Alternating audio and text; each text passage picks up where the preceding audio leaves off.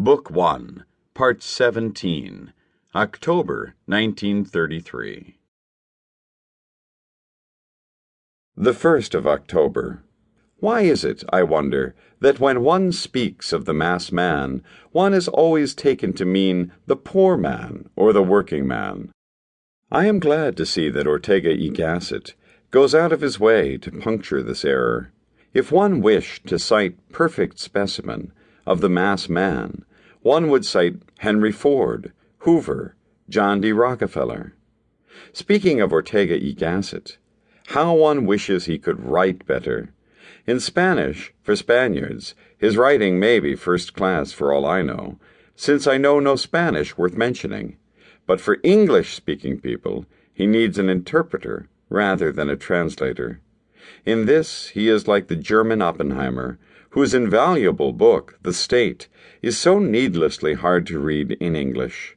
I never read it in German, so I do not know what its original quality is, or what impression it would make on the German reader of average German cultivation.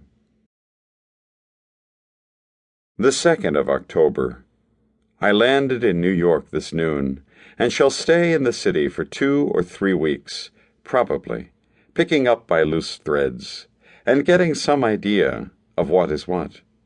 I have confronted pleasanter prospects in my day, but I feel in good shape for anything that comes along, and even have some curiosity about what is actually taking place here.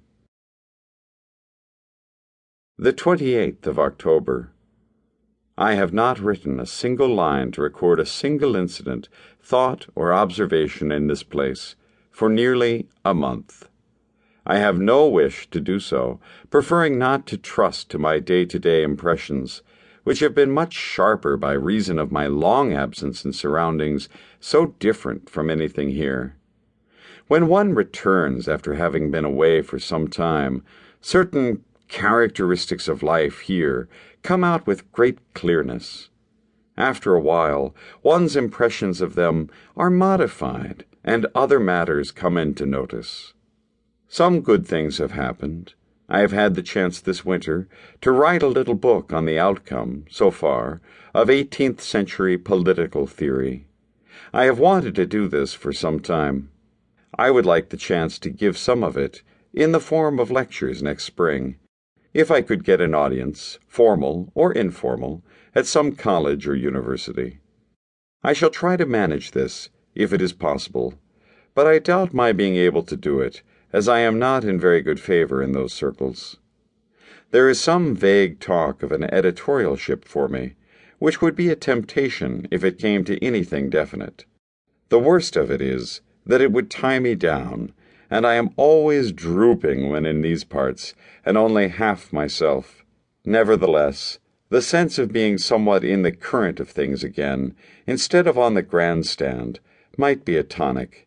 Besides, after all one's complaints about having no place in this society, if one were offered a place in good faith, it would be shabby not to accept it in good faith, if there were no insurmountable reason against it. In fact, one should wish to take it, as I'm sure I would. The 29th of October. And so Brother Hitler decides he will no longer play with the League of Nations.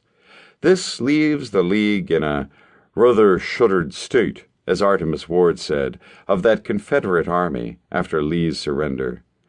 That army now consists of Kirby Smith, 4 mules, and a bass drum, and is moving rapidly toward Texas.